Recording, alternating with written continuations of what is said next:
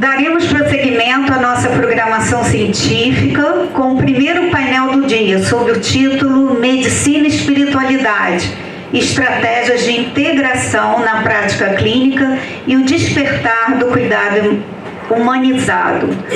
É uma grande honra convidar para a tribuna um palestrante de vasto conhecimento e experiência na interseção entre ciência e espiritualidade. O professor Sérgio Thyssen é médico com notável trajetória acadêmica como ex-professor de Medicina da UFRJ e da Faculdade de Medicina da Fundação Técnico-Educacional Souza Marques, no Rio de Janeiro. Sua formação científica inclui uma diplomatura em Física pela UFRJ e especialização em Solid State Physics, Magnetismo e Supercondutividade, e, além disso, ministrou importantes cursos de extensão em hospitais do Ministério da Saúde, como o Hospital de Servidores do Estado e o Hospital de Ipanema. Atualmente é membro ativo do Grupo de Trabalho de Espiritualidade e Medicina do CREMERGE. Convidamos o professor Dr. Sérgio Thyssen para proferir a conferência Integração da Espiritualidade na Prática Clínica e Estratégias para Integrar a Espiritualidade no Atendimento ao Paciente e Treinamento de Profissionais de Saúde para lidar com questões espirituais e religiosas. A palavra é sua.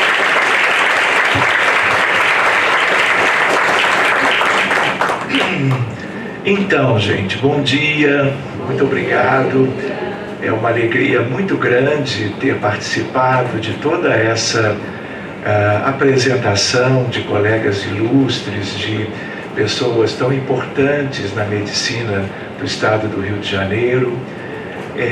Agradeço imensamente ao professor Genilson, que nos tem orientado e nos trazido para estarmos todos juntos, aqueles que vêm há algum tempo se interessando por essa fronteira, né?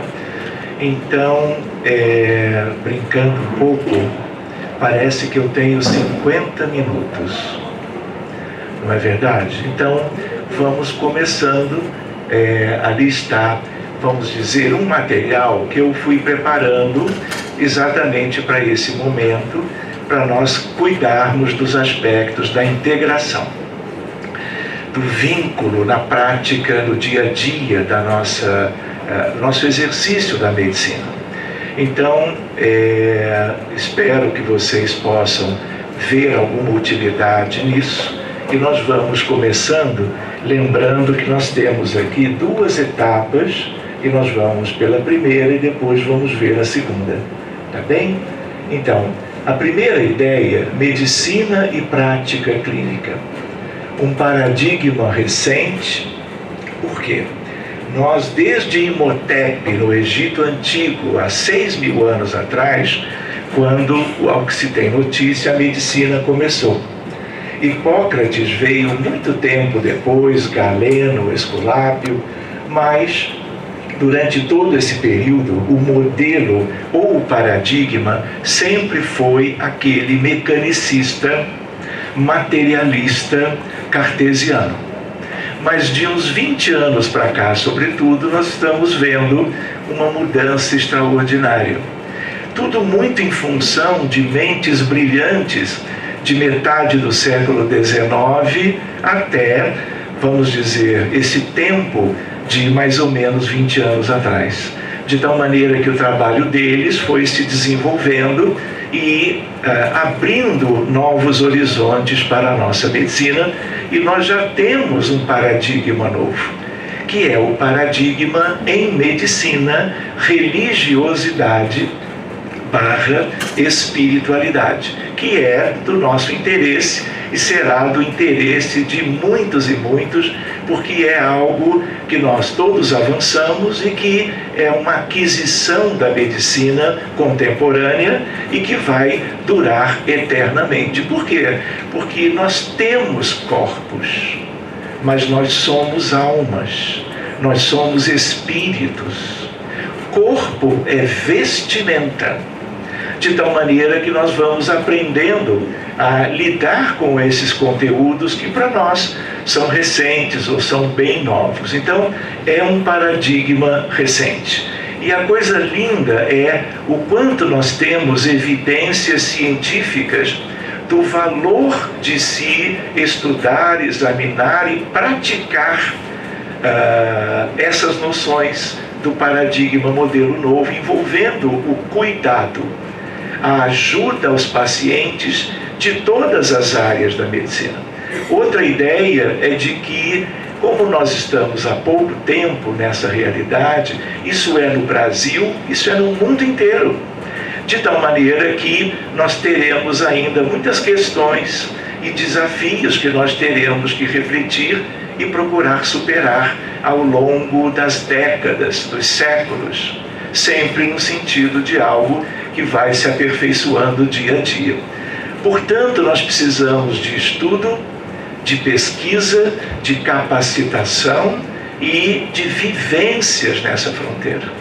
Tudo isso ainda nós todos carecemos, mas vamos naturalmente adentrando essa realidade e vamos procurando desse modo o melhor que nós na ciência médica conhecemos a favor do bem-estar dos pacientes. Lembrar de um grande contexto de práticas médicas que, de certo modo, a integração com a espiritualidade cabe em todos os cenários. Então isso também é algo para nós irmos nos preparando, pensando no futuro. E lembrando o convite ao estudo. E, em consequência do estudo, as vivências que vão chegando gradativamente. Só para nós nos lembrarmos, não é? Porque cada um aqui que seja da medicina tem uma especialidade, uma área de preferência, mas esse tema, essa fronteira, é um tema para todas as áreas. É para a medicina como um todo, independente se o paciente está consciente ou não, independente da faixa etária e das condições sociais de cada um. Por isso aquela ideia, clínica médica, por exemplo, cardiologia, cirurgia, por exemplo, eu coloco entre parênteses para me lembrar que, como cardiologista, às vezes os meus pacientes precisam, mesmo que eu tente em contrário, de serem tratados por cirurgias cardíacas, que são cirurgias de grandes portes, circulação extracorpórea, tórax aberto e etc.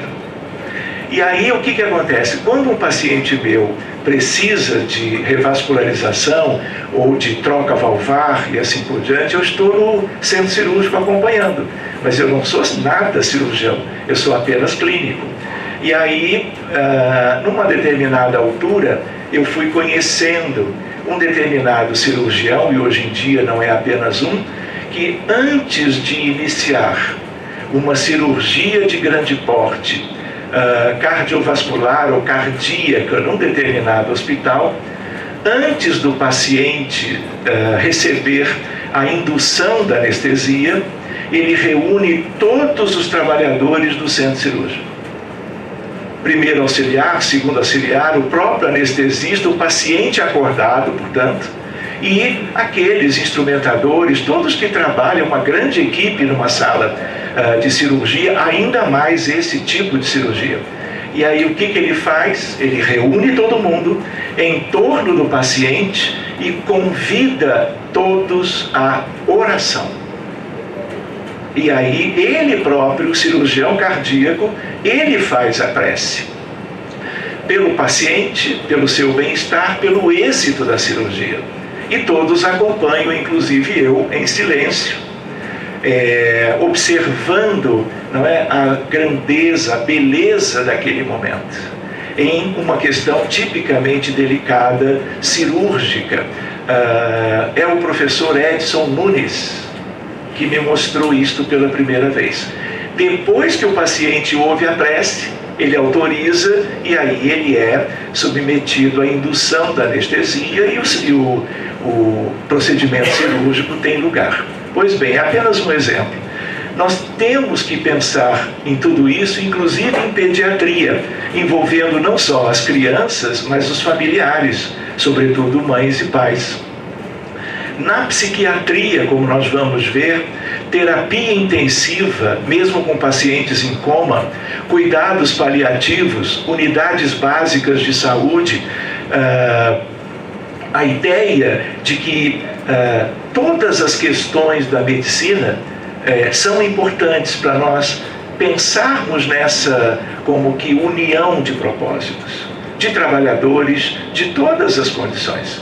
Medicina de família e comunidade, MFC, é outra questão importante, e no Brasil, não é? Viva o SUS, é uma grande realidade que envolve a nossa pátria inteira. Muitos desafios para a sua implementação na realidade, tanto no Brasil como no mundo. Implementação da fronteira, do estudo e da prática.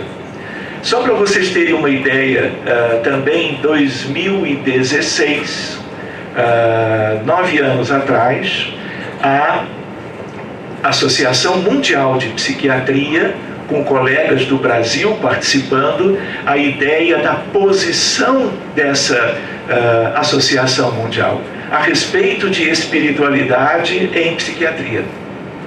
E aí, hoje em dia, se sabe, se você conversa com colegas dessa especialidade, é importantíssimo você incluir os aspectos espirituais em várias questões do encontro entre os doutores, os psiquiatras e os seus pacientes e familiares. De tal maneira que é algo profundamente ético que isso seja, como em outras especialidades, abordado também. Então aqui nós temos o resultado, aqui nós temos um resumo da posição dessa instituição que envolve a psiquiatria do mundo inteiro em relação a esses aspectos.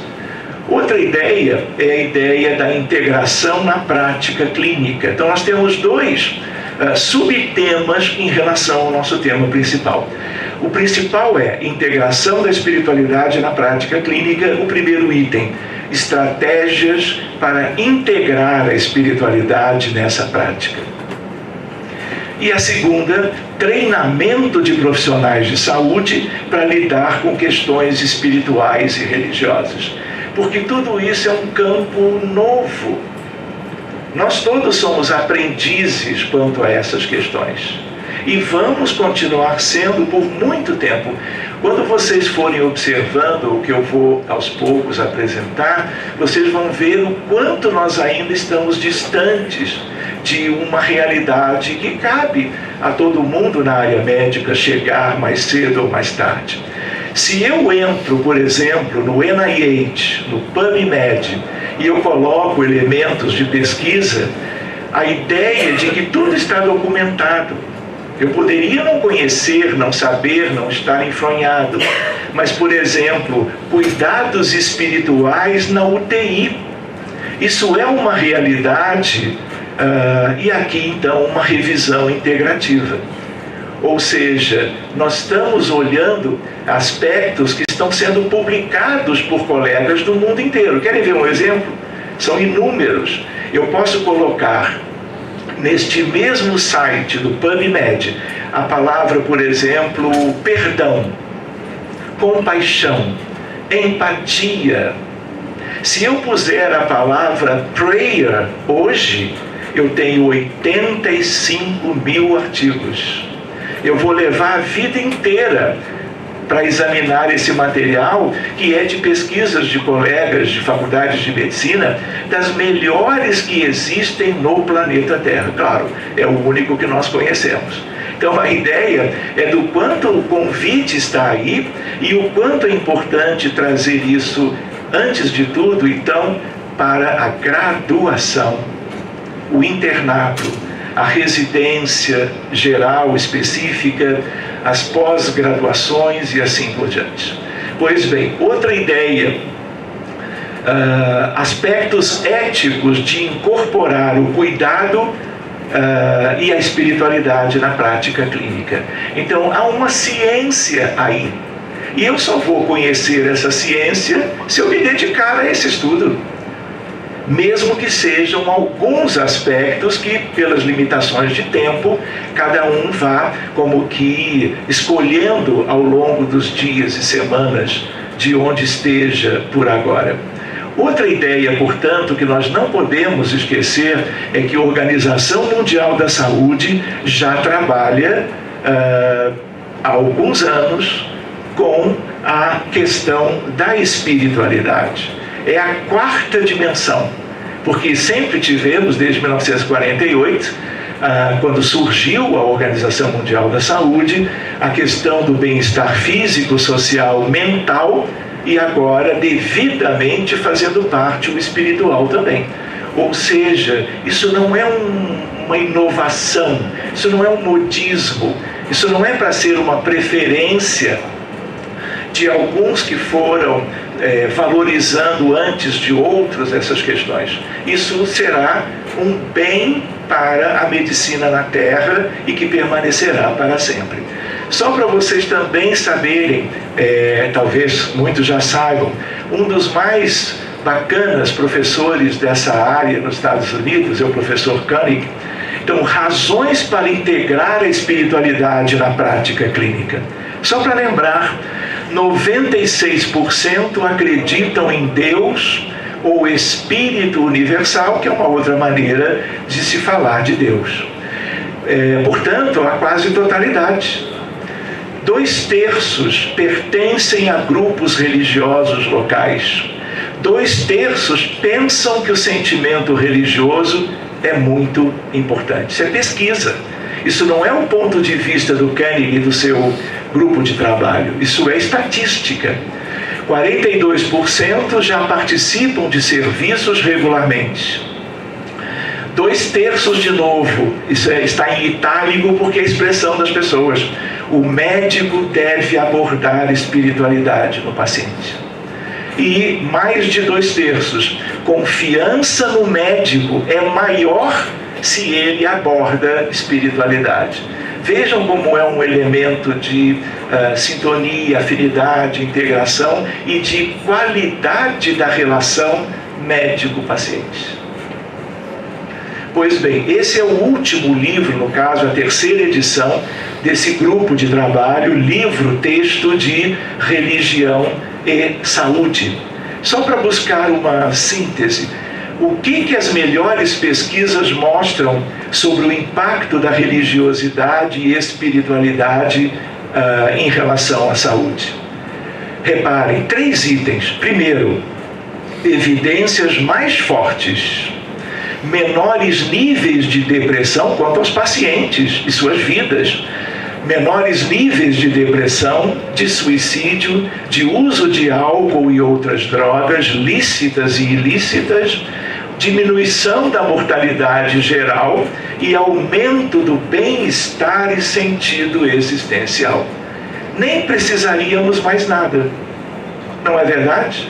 Já não seria um resultado extremamente benéfico para uma humanidade adoecida? São milhares de doenças clínicas cirúrgicas, são centenas de diagnósticos em psiquiatria, nos variados transtornos mentais. Muitos deles são problemas de saúde pública no planeta, ansiedade generalizada, depressão, toxicodependência, TEA, nunca vimos isso. Enfim, são reflexões, mas até meia-noite nós vamos examinar tudo isto.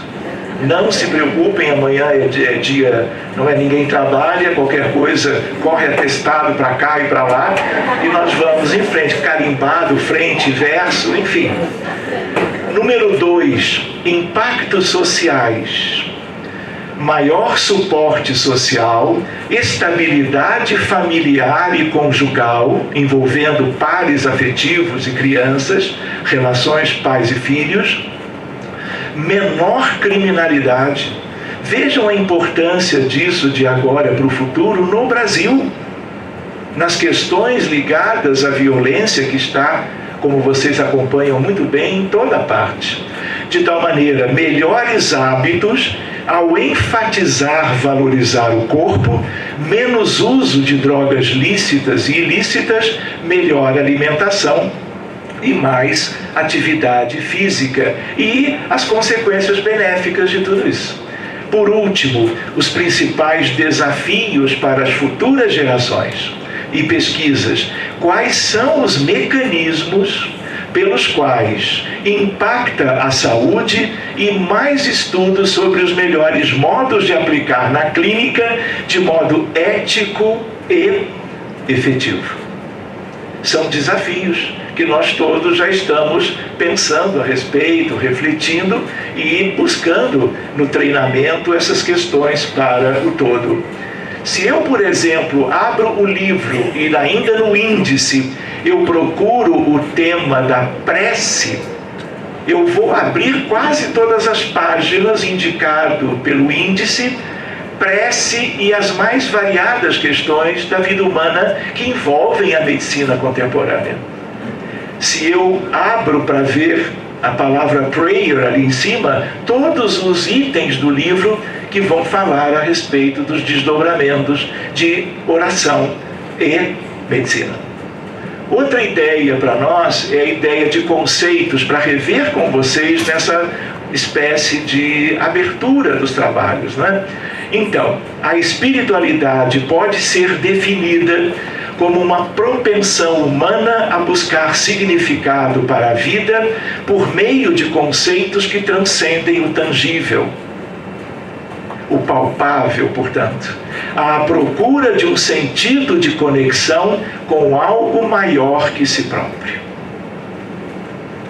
Só para vocês terem uma ideia, saiu outro dia no British Medical Journal um artigo sobre a pessoa que reza o terço e a mudança da sua condição cerebral através de ressonância nuclear magnética funcional, na medida que ela vai tirando algumas horas, minutos do dia a dia para fazer essa prática.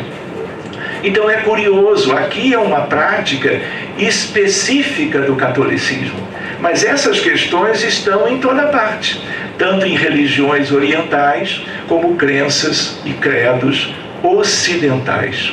Outra ideia, a espiritualidade que nos interessa de verdade, ela pode ou não estar ligada a uma vivência religiosa. Uma coisa é religião, outra coisa é religiosidade, outra coisa é espiritualidade. E tudo isso tem interfaces entre si.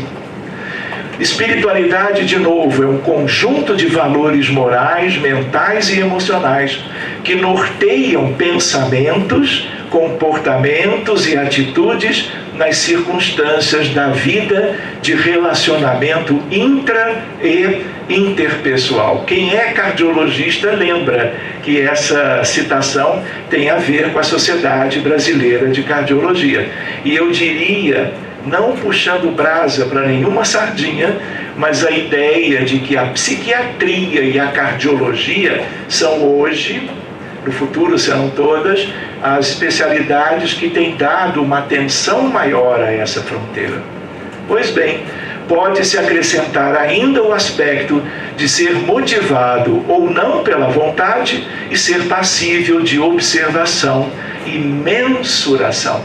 Por isso, o PubMed hoje é uma fonte extraordinária de pesquisas de tudo que tem a ver com a nossa fronteira nova.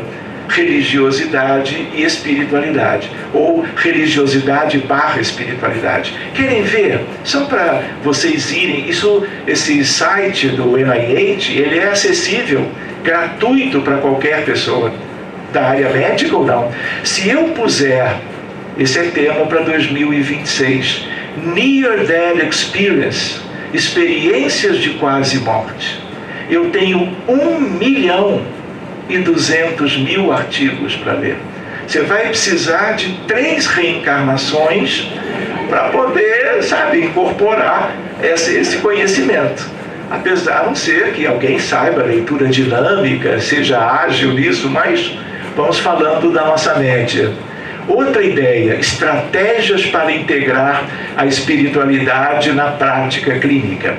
Uma primeira questão Lembram da história da meia-noite? Não é à toa. Vejam lá, número 1, triagem espiritual de rotina. Usar o fica ou usar o hope, que dura 2 a 3 minutos. O meu dura 8, lamento, mas é um pouco mais demorado porque eu sou bastante devagar. Vamos ver um pouco sobre isso já já. Linguagem neutra. Há alguma crença ou prática espiritual que seja importante quando você está doente ou adoecido? O que é o fica? Na verdade, o F de fé ou de crença. Se a pessoa se considera religiosa ou espiritualidade e quais são as suas crenças. Isso é história clínica. Quanto mais nós vamos nos enfronhando nesse contexto, você vai precisar de mais tempo e dedicação, consciência, boa vontade, para você se inteirar da realidade de cada paciente. É claro que uma coisa é um paciente consciente de clínica médica, que se relaciona com facilidade com qualquer outra pessoa. Mas há muitos contextos médicos que nós vamos ter que adaptar isso tudo, porque senão nós não conseguiremos fazê-lo. Pois bem, se a pessoa, portanto, se considera religiosa ou espiritualidade, é uma pergunta para você fazer de antemão, para você não ir como que forçando qualquer aspecto que você acredite que tenha um valor científico razoável. Do FICA, o I é de importância e influência.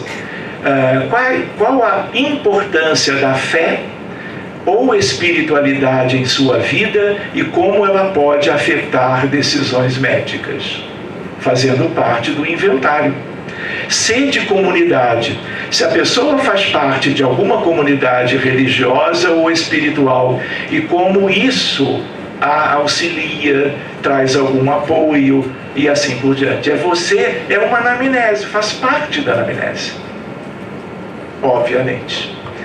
A de ação no tratamento. Como sua espiritualidade pode ser incorporada no cuidado médico? Então nós precisamos conhecer cada paciente. E às vezes, quando são crianças, os familiares tanto quanto. Se eu vou para o Hope, o H é de esperança. Quais são as fontes de esperança, força e conforto para o paciente? O de Organized Religion, religião organizada. A pessoa tem alguma crença religiosa organizada, ela se beneficia de alguma prática religiosa específica. P ligado a pessoal, espiritualidade pessoal. A pessoa tem uma espiritualidade pessoal que é mais útil do que a religião organizada, porque a pessoa pode ter a sua crença, o seu credo, a sua vivência religiosa, mas espiritualidade nem sempre é a mesma coisa. É de efeitos no tratamento médico. Como a doença afetou sua capacidade de fazer coisas que a ajudam espiritualmente.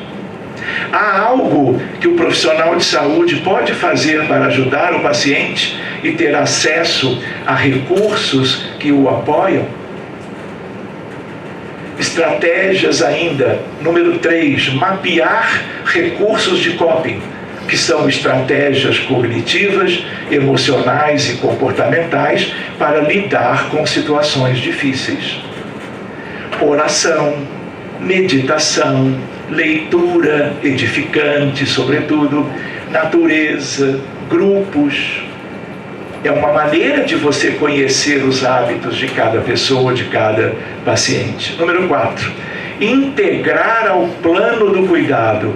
Usar o que fortalece o paciente sem prescrever a sua crença, a sua religião. Eu estou vendo algumas pessoas anotando, tirando fotografias. Esse material é de vocês. Se vocês quiserem, depois eu entrego isso. Aliás, já entreguei para o Genilson, ele pode oferecer a quem desejar. Isso é de todos, obviamente, né? Muito bem. Seguindo adiante, número 5, encaminhar quando necessário para capelania. Não acredito. Ela tem um papel nas mãos que tem assim, 10 minutos. Isso pode, gente? Oi? Ah, muito bem, Vou manter os bons pensamentos. Não se preocupe, equilíbrio, harmonia. Vou até fazer uma prece interna, sabe? De contenção de emoções. Muito bem. Capelania, líderes, psicólogos de espiritualidade, interdisciplinaridade, especialmente em cuidados paliativos, doentes crônicos e vivência do luto. Seguindo adiante, evitar proselitismo. Essa é uma tendência forte no ser humano. Se ele é isso, ele quer que os outros também sejam. Então nós temos que conter e manter a nossa neutralidade, até porque todos somos diferentes e todos podemos buscar a seu modo aquilo que lhe faça melhor no dia a dia. Explorar o que o paciente traz, não implantar crença. Mental of neutrality, não preciso crer igual, importa o que te fortalece. Então ninguém precisa convencer ninguém. A ideia é de que cada um tem as suas realidades, valores, estudos, práticas, consciências e assim por diante. Seguindo adiante, determinante, o DSS, determinante social de saúde. DSS, vocês todos já ouviram falar. São as condições em que as pessoas nascem, crescem, trabalham, vivem e envelhecem. Vejam a diversidade da vida humana no Brasil, por exemplo, na Amazônia, no Sul, no Sudeste, no Centro-Oeste e assim por diante. De tal maneira, influenciando positivamente ou negativamente a sua saúde. Eles incluem fatores como renda, educação, habitação, emprego, acesso a serviços de saúde. Também é conhecer o doente, a sua origem, as suas questões pessoais. De tal maneira, acesso a serviços, saneamento básico, cultura, raça e gênero, que moldam as oportunidades de vida e impactam diretamente o processo saúde e doença. Então, existe a ideia de que DSS impacta o coping, a adesão, o sentido e o engajamento. Vocês percebem que são palavras escolhidas. E essas palavras, o seu conjunto, sugerem uma certa ciência, que é uma parte da ciência da fronteira religiosidade/espiritualidade. Item 10, presença plena. Outro item de reflexão: aumenta vínculo, diminui burnout e melhora a escuta. O que é isso, presença plena? É a prática de estar consciente e presente no momento atual, sem julgamento, aceitando as sensações, pensamentos e emoções conforme elas surgem. Também conhecida como atenção plena ou mindfulness, essa habilidade envolve focar no agora, em vez de se preocupar excessivamente com o passado e o futuro. Agora vem a segunda parte. Acho que eu tenho quantos minutos? 25? Eu tenho uma dificuldade para fazer conta. Sim, sério. Esses físicos estão 5 minutos, que coisa séria isso, hein? Estou rezando de novo. Então vejam lá, eu vou apresentar com mais velocidade, só para irmos um pouco mais adiante. Objetivos do treinamento de profissionais de saúde. Não estamos na UF, na Faculdade de Medicina? Então esse é um tema que tem tudo a ver com todas elas no mundo inteiro, não apenas aqui na nossa querida Niterói. Objetivos do treinamento: compreender a importância da espiritualidade e da religião na experiência de doença e cuidado. Reconhecer e respeitar a diversidade religiosa e espiritual. Desenvolver habilidades de comunicação sensível e não julgadora, que pode às vezes ser uma tendência nossa. identificar recursos espirituais relacionais disponíveis para o paciente, integrar considerações espirituais no plano de cuidado, quando apropriado, garantir ética, consentimento e confidencialidade ao abordar espiritualidade. 2. Conteúdo sugerido. Conceito-chave. Definição de espiritualidade, isso é para alunos de graduação, de pós-graduação. Definição de espiritualidade, religiosidade e crenças pessoais. Benefícios potenciais, conforto, significado, coping, rede de apoio. Limites éticos, autodeterminação, não proselitismo, respeito à recusa. Diferenciação entre crenças religiosas organizadas e práticas espirituais pessoais.